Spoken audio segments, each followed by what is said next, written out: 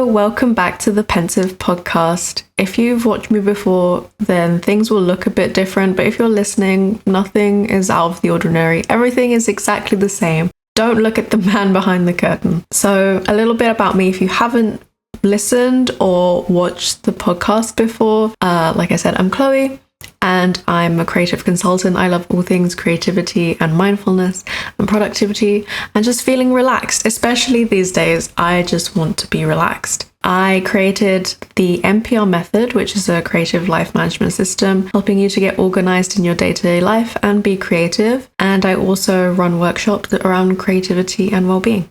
So if you're interested in that, check out the website. So today's episode, I'm just trying different things, as you can see, different layout, different vibe, different everything. I'm trying to be more free flow. Me in the past with anything, just anything, I require a lot of background work, research, notes, memos, everything. And I'm just trying to be a lot more relaxed these days. I don't know how well it's going. I think it's going okay. I think it's okay. I think it's okay.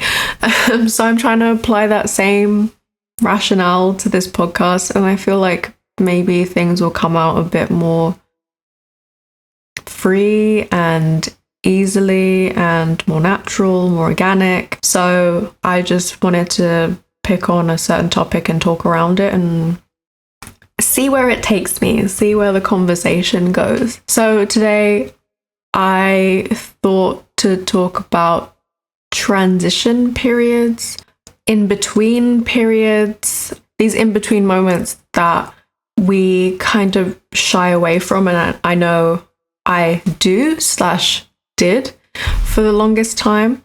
I've always tried to have some kind of big goal in mind, and I'm always like striving towards that goal, and usually it's attached to some kind of like career objective or like where I see myself or what I see as successful.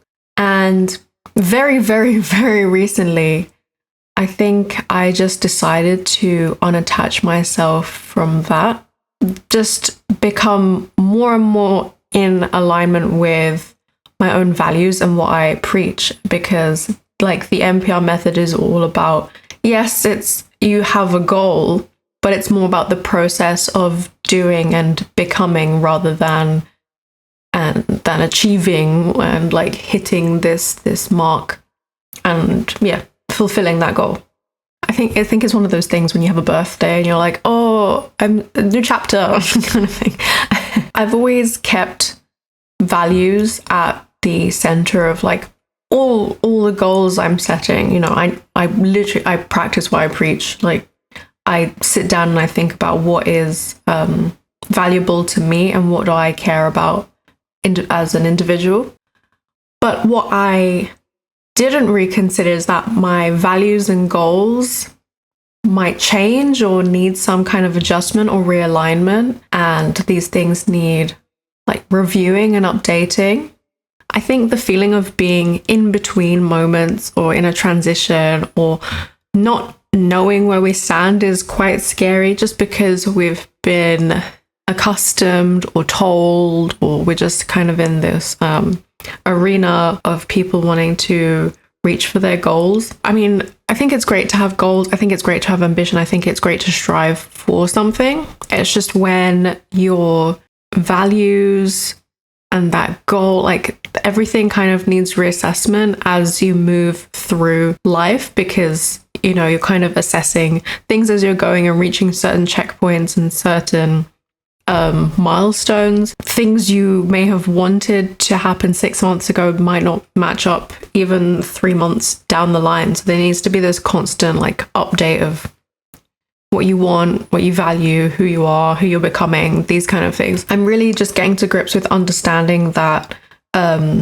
my goals absolutely have to be aligned with who I see myself as becoming and my sense of self, and not worrying whether I am not that person yet, because I have yet to become that person, and also whether that looks, I don't know, normal to other people. Normal in terms of like the time frame that it takes to get there, or just what I want for myself. You know, not everyone wants the same things. Like the way that people get to their goal, it's always going to look different. So kind of that's where I am at, is I'm still figuring things out. For the longest time, that was like very, very uncomfortable for me. I didn't like sitting in the figuring out stage for too long. I'd give myself literally a day. I'd say like, okay, we're going to think about this for a day, and then we have to make an action plan. That's fine in some things because they do require speed, but for the things that I want for myself now, I think and just the way I live my life, I'm just very happy to take my time a lot more than I used to. I was taking my time before, like in what I considered to be taking my time, but now I really understand that things don't have to be looked at in terms of days. They can stretch out to weeks and even months, and we can look ahead to like 6 months and say that doesn't have to be the completion of the goal. It can just be a review point or a checkpoint or a certain milestone or something, and then we can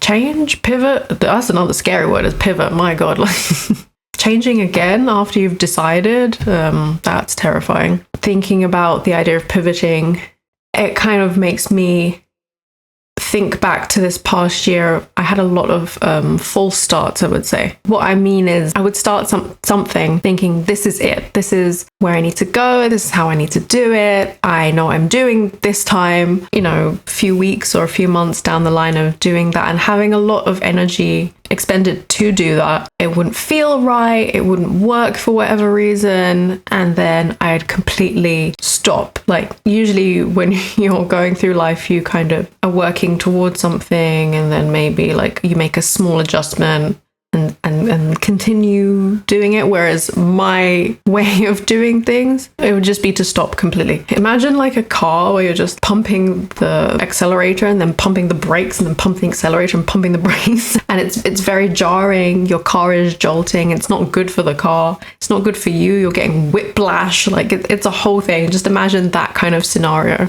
That's just kind of where I've been, and I know the feeling of false starting over and over and over and over again. And I would really put myself down about it, not feel good about the fact that I felt like I just hadn't progressed with what I wanted to do. A lot of time passed and it just felt like this isn't going anywhere. What I set out to achieve, even if I looked at the goals and I adjusted them to be more reasonable, even that, everything just felt so out of reach. And so there was a point where I was like, okay, well, either I give up or I pivot and change, or I really have to think about what I'm doing. And kind of the place I've got to now after, like, I'd say a good 2 years of false starts. And this could change again. As I said, I'm very much in a transitionary period, which I hope to see the end of eventually, but life is a transition. Like the whole life is just big transition.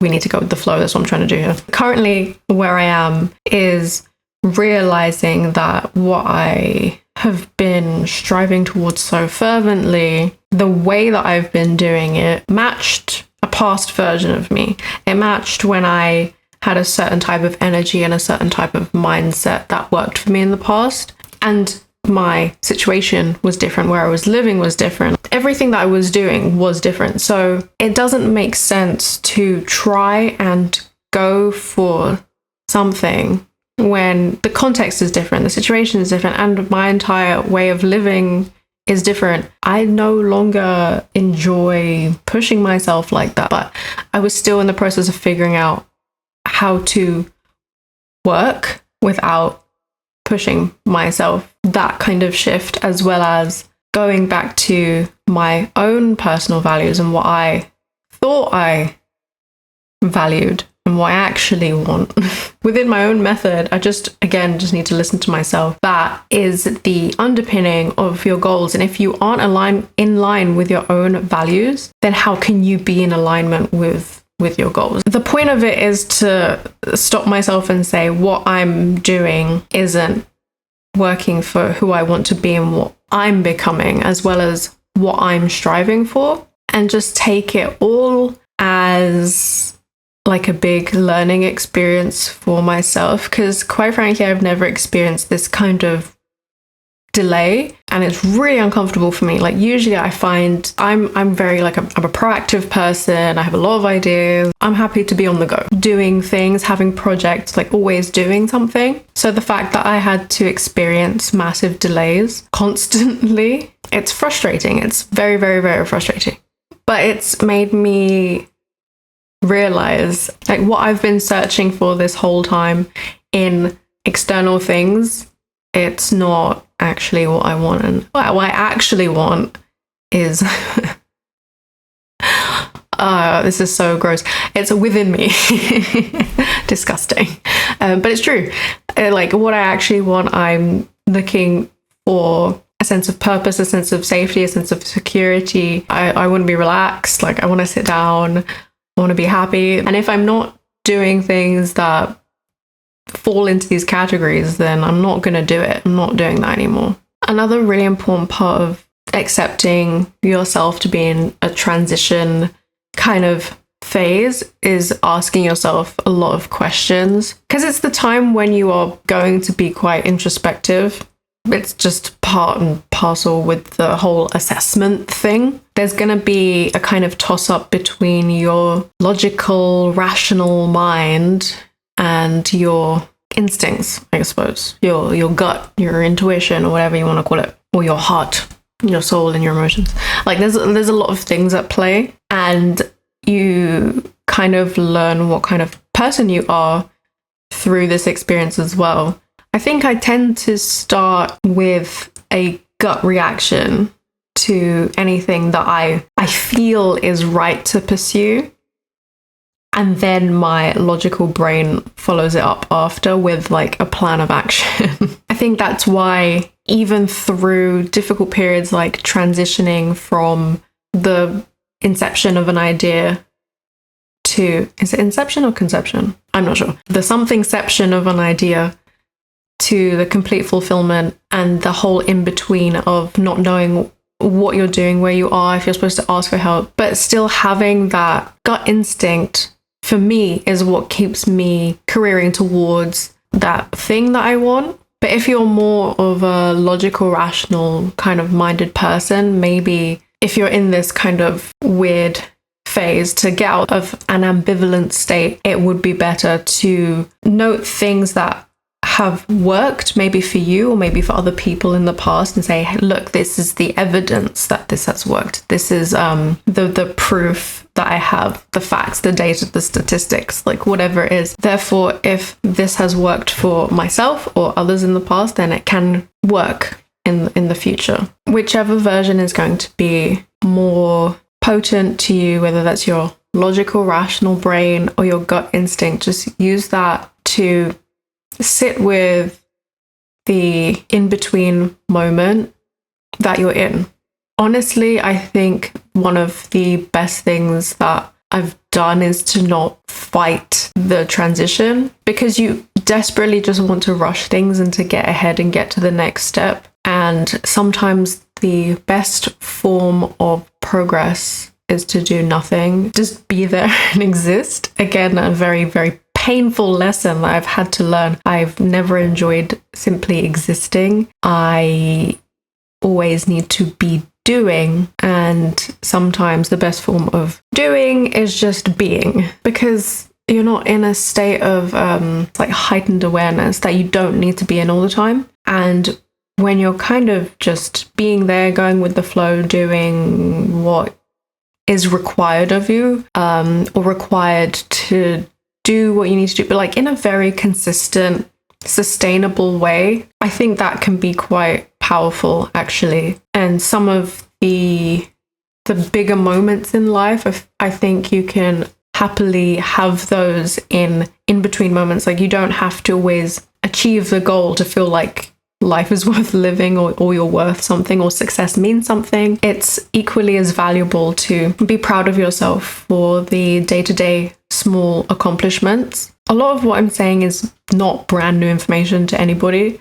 but it's more the case that it's not appreciated enough, I suppose. I mentally understand all of this, and I've always known these things about celebrating the day-to-day. It's not about the big win. There's going to be moments that are slower, etc. Something else that I wanted to touch on, I'm just looking at my notes because I have notes still. I'm not 100% free flow. I'm not a completely new person. The other thing I want to touch on is knowing when to quit. That kind of goes hand in hand with trusting your gut. You need to also know when time is up on something and the delays have become so great and the problems have become too large. And it could be like that typical thing of making a pros and cons list. Like, should I keep doing this for this reason? Yes or no? I'm always in the mind of like, you should give everything that you want, like your absolute best go. Also, I am not one to like give up because I know that my stubbornness and my gut feelings, I can see a way through and I can see a way to success. But sometimes things are so blatantly difficult and that transitionary period is never ending. The silence speaks for itself. So again, I think that's why the transition in between period is so important, because if you're actually sitting and listening to it and you're not so focused on the outcome and you detach yourself from a certain outcome and you're sitting with the process and the process is so stagnant or so painful or just so not worth it that you're like, okay, well, let's cut the cord on this. Like, it's not happening. I think the biggest lesson of all is just to know that things take time. It's really easy to see people who are younger than you do things that you want to do and you think, wow, they've achieved so much in such little time. But again, context is important. Situationally, where are they? Like, what support systems do they have? Do they have XYZ that you don't? Or like, you've been working on something and you decided to pivot at a later stage. It just means you've brought experience from a different area of your life now that you can bring it to a new area of your life. There's just so many factors, and just give yourself time. Give yourself time to just be there and also to enjoy yourself. I'm talking about goals and values and things. My goal is to sit down like I'm doing right now. My goal is to just be happy sitting and doing creative things while sitting. I'm just so perfectly happy just being here with my pens and books, reading books, writing books, occasionally listening to books, journaling, like everything. That's my goal. And just over the years, I think my ideas of what my life should look like have just not gotten, the word smaller isn't correct. It's not that it's gotten smaller and smaller. My world hasn't gotten smaller and smaller. It's just what I want for myself is becoming more streamlined, I think. And I'm not saying it's wrong to want big things for yourself. And definitely it's not wrong to want big things for yourself. If you want to be like a superstar on a stage, go for it. But even a superstar has transitionary moments where she's on they are on a little stage or in between jobs, in between tours or whatever. Like, there's always moments, there's lulls where we have to accept that not every day is going to be super exciting. There's going to be a moment where it just is. It is what it is. And the most important thing is to not be afraid that because you're just being doesn't mean you aren't achieving. I take a lot of inspiration from the seasons. I'm filming this when it's, winding down, hibernation time. Honestly, I don't know why we do anything from like between October to like February. I don't want to do anything. It's time to hibernate. I am a bear. Like, that's my goal, is just sit, sleep, eat cookie, write a bit. I think the writing part is what takes me out of like my primal nature. Otherwise I'd literally just be a bear. In taking inspiration from like the winter seasons, the colder seasons, because we are a part of nature. There's no denying that we're part of all of this, even though we seek to destroy it every given moment. But if you kind of look towards the trees and plants and the animals and what's happening outside, they're all winding down and they're, migrating and moving and transitioning and getting ready and burrowing into themselves. And just take each moment that you can in the in-between to have a moment of introspection and quiet and listening to yourself. Like sometimes you really do just gotta meditate. Like you gotta, or you sit down with your like tea and you think or journal or whatever. Those kind of things are definitely very helpful for those kind of moments. And then you come out of it and you have a party afterwards. You're like, woo, life is great. It's summer again. I think that's where I'm just going to leave it. I'm going to let these episodes be as short or as long as they need to be. I'm not going to overstay my welcome. So thank you for listening. These are just some thoughts on what it means to take things slow, to be in between, to align yourself with your values first and then figure out your goals after. I'm excited to do this kind of more casual podcast style and hopefully just be consistent with it, which is something that this is my goal actually, is to be more consistent and do things in a more sustainable way. Yeah, sustainable. So I thank you so much for listening. And if you want to know more about what Pensive does, please check out our website. If you're watching, it's the link above. But if you're listening, it's www.pensive.studio. Also, we have an Instagram, which is also above if you're watching. But if not, it's at pensive.studio. So I hope you like this new look, new format. I'm going to be consistent with it. Thank you so much, and I'll see you in the next episode.